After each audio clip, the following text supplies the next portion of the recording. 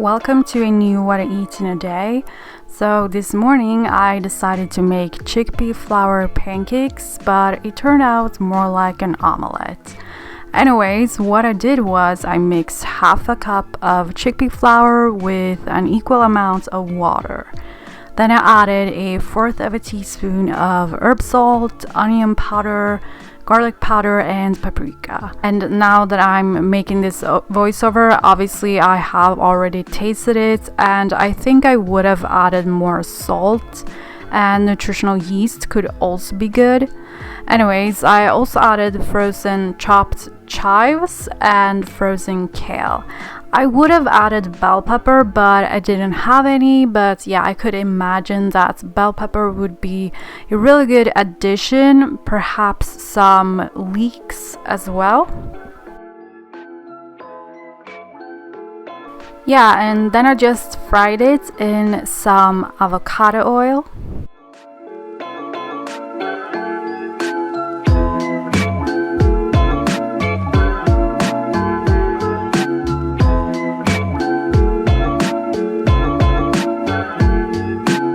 And you want to flip it when it looks something like this, when bubbles have started to form.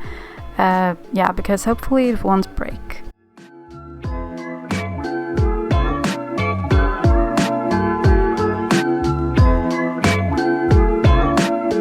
I topped it with half of an avocado, and this breakfast is quite high in protein, by the way, so it's perfect if you're looking into adding more plant-based protein into your diet. It's not very pretty though, but I promise that it tasted better than it looks. And I mashed the avocado before eating, and after a taste test, I decided that I would top it with some chili flakes as well, just to add a little bit more flavor.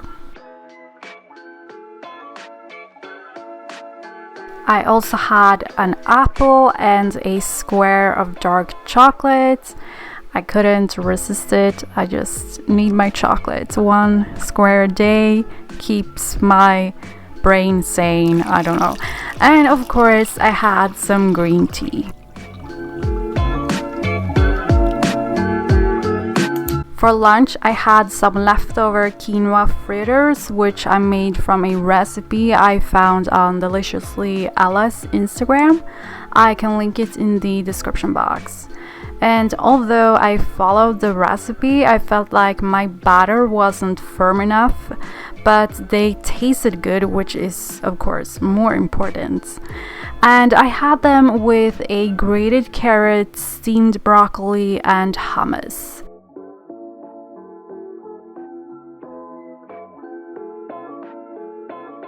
And here you can sort of see the texture of them. This is obviously after being in the fridge overnight and then taking them out, so they are a little bit more firm than they were just after I cooked them.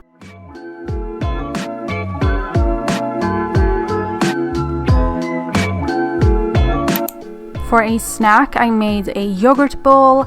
I first added frozen blueberries and pomegranate seeds in advance so they could thaw. And it's finally strawberry season, so I chopped up some strawberries and added them. I also added raisins, cinnamon, muesli, hemp seeds, and then the yogurt. I used oat yogurt for this one. And I don't know what it is about yogurt bowls, but they are so good and so comforting.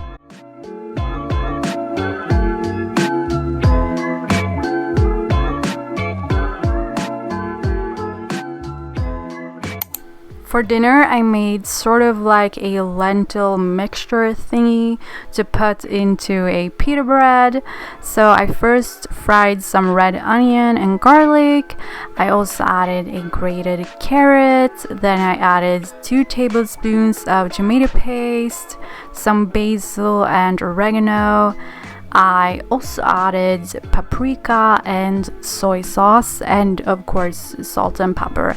I mostly just eyeball it and taste as I cook it, so that I know what the flavors will be like and that I will like it.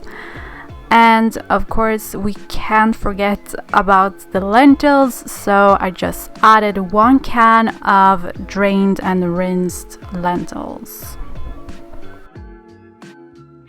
I basically just let everything cook until the carrots and onion were softer and the lentils were warm. So this is such a quick and easy meal because it took like 10-15 minutes, I don't know. I plated it up with a whole wheat pita bread. It would be really nice to add some romaine lettuce or something, but I didn't have any. I did, however, add half of an avocado and cucumber.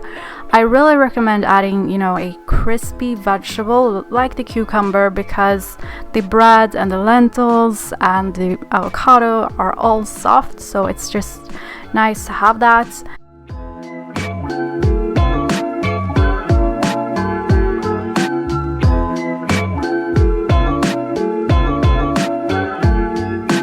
And I put all of the fillings into the bread, obviously, and some lentils on the floor. And yeah, that was all I ate today. Very simple meals, but really filling, healthy, and full of plant-based protein. Thank you so much for watching. I really appreciate it. And don't forget to like and subscribe.